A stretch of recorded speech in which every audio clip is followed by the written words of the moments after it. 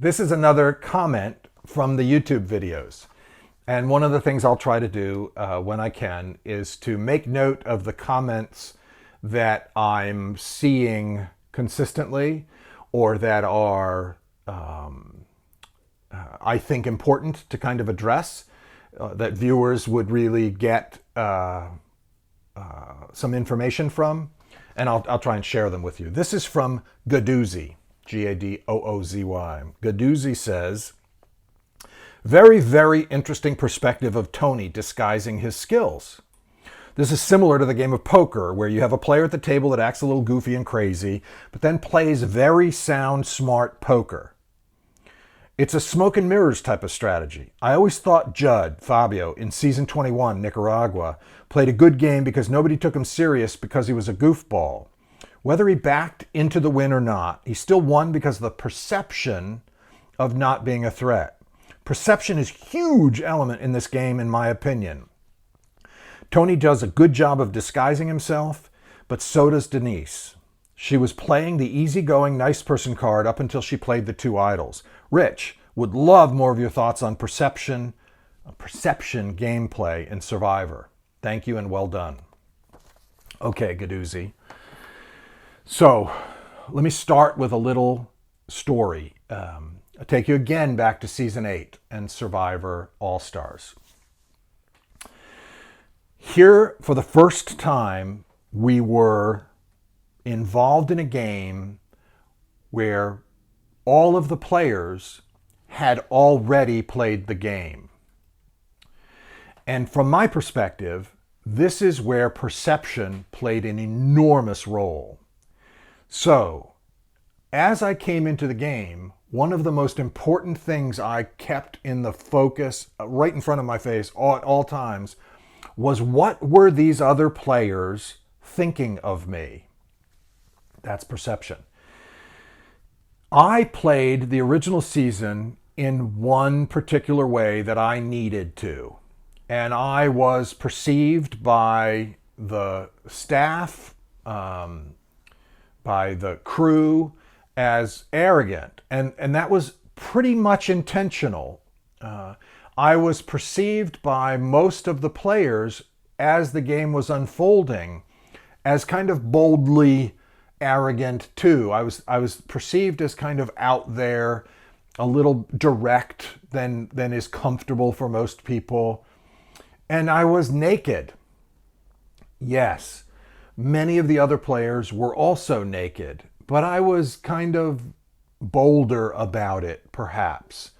I would go swimming naked. I would come out with fish that I'd caught naked.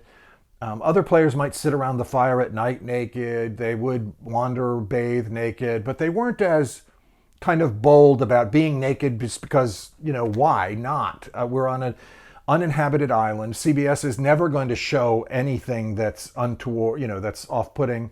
My big blue dot turned out bigger than everybody else's suits combined. So I wasn't concerned about the impact of my being naked on viewers. And I was using my being naked as a strategy in the original season because the camera crew were all straight. And none of them wanted to follow my hairy ass around with a camera. None of them. So they all went in the other direction for a long, long, long time. I used my naked butt to repel straight cameramen so that I could butt into conversations without anybody even knowing I was there. I would wander around up close to conversations and by the woods or wherever and listen to all kinds of plotting and planning. It was a tremendous advantage. So there were lots of reasons. Plus it was 110 degrees. I never got crotch rot. I stayed dry and healthy.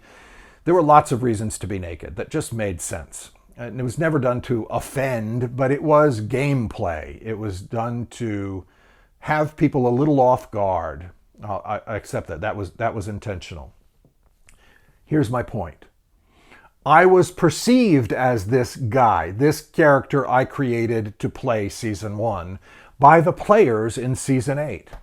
Their perception of me mattered as we entered the game. I hadn't interacted with all of them. I didn't know all of them really well. I knew the winners. I'd interacted with many people. I interviewed most of the people who were voted off seasons after I won. So I'd had some interaction, but I wasn't known by them personally necessarily, other than how they perceived how I played season 1. And certainly I had to consider what they'd done in preparation for season 8. Had they rewatched season 1? Did they really have in mind who I was and how I played? That perception was critical, I thought, in my going into season 8, and I thought it had to be maintained. I needed to be the naked guy. I needed to be the same person they perceived me to be from what they watched of season 1. Because if I weren't, what would that create? If I were perceived as someone different from who they thought I was, then they would think I was playing them. Then they would have less trust in me. Then they wouldn't think I could be a reliable partner. There were lots and lots of reasons that for me it was very important my gameplay in All-Stars be perceived similarly to my gameplay in season 1. Even though I knew I was going to have to play differently, the perception of how I was playing had to be similar to how I played season 1. So this goes to your question, Gadoozy. This goes to the idea of how perception is important in the game. I spend a lot of time in real life writing about and talking about reality. Not reality television, but what is true. Reality, that which is true, I believe matters. Reality matters. And in the game of Survivor, I think perception matters more. That should not be the case, I argue, in real life. I think often perception is more heavily valued than reality lately. And I'm talking about that. I'm exploring that with colleagues and with you and with others. Because if I'm right that what's true matters, that reality matters, then we need, in order to live more happily, in order to live together more cohesively, to live in a society where we share values, I think it's important to expose whether or not it's okay that we just accept whatever people want to believe. So this will tie into another comment.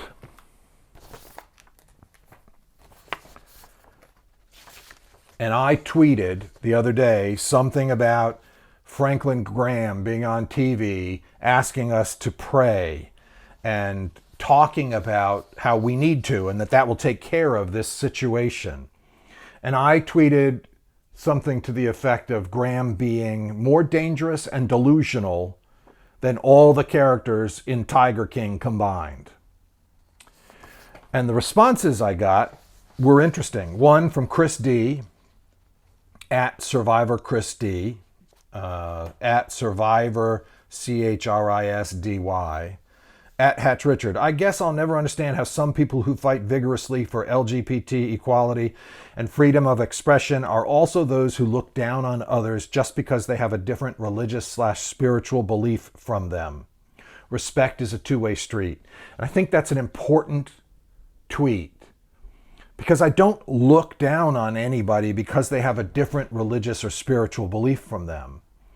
I actually have some compassion for them, and I have a concern that they're being misled, their misunderstanding of reality, their inability to accept what's true or to search for what's true has stopped as a result of their conclusions about certain things that aren't true.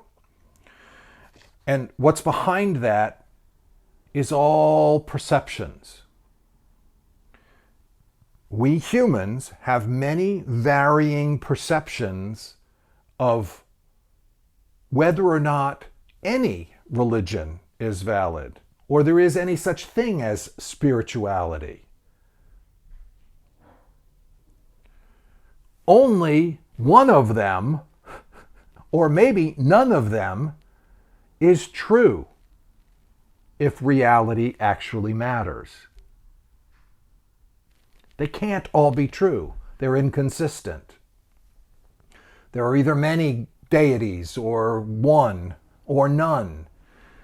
There are those deities, or that deity either knows you personally and has interest in what you're doing, is aware of what's happening now with the bacteria that caused the coronavirus, or they don't.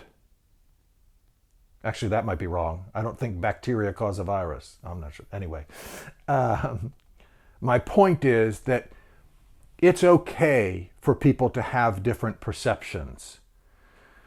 But just as in the game of Survivor, where perception matters in that game, perceptions that are inaccurate in real life matter as well. If you're praying that something happens and you're called by your pastor in Florida to attend a 5,000 seat church, and you go because you believe something that is false, your belief in that perception undermines the safety of, in this case, literally the rest of the world. You're spreading the disease, you're sharing it, and you're likely to be infected by interacting in those numbers, when simple facts show us that social distancing will keep us safer. So I take issue with someone who's telling you to pray. I don't care if you pray, go pray. But do it in ways that don't harm others, and don't use your beliefs as something that as excuses to avoid thinking about what is true, about reality. That's the tough thing, and I think it's really difficult for people who are religious, who have come to so confidently believe something that is likely not valid.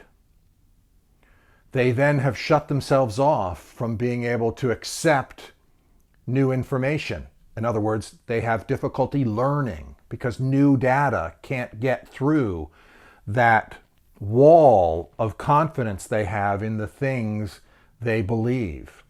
Anytime we believe something so strongly that we're preventing new data from coming in to be evaluated, we're preventing ourselves from learning. And that is the most dangerous thing of all, I think, when it comes to people who have espoused whatever their religion happens to be. I'm sorry you think I look down on others because they have a different religious or spiritual belief. I don't mean to be looking down on anyone, but I don't think it's about someone having a different spiritual or religious belief. I think it's about, as humans, using what tools are available to us, our intelligence, to evaluate what's true, and being open to information and data as we learn it. It is why in most parts of the world we're not killing witches. In most parts of the world we realize witches do not and never have existed. There is no such thing. There aren't any such thing as ghosts or spirits or any of the rest of that. But many, many, many of you believe there are. And there's a market out there. You're buying propaganda from people who are profiting on continuing those false beliefs. And I think that's sad, and I think it's dangerous.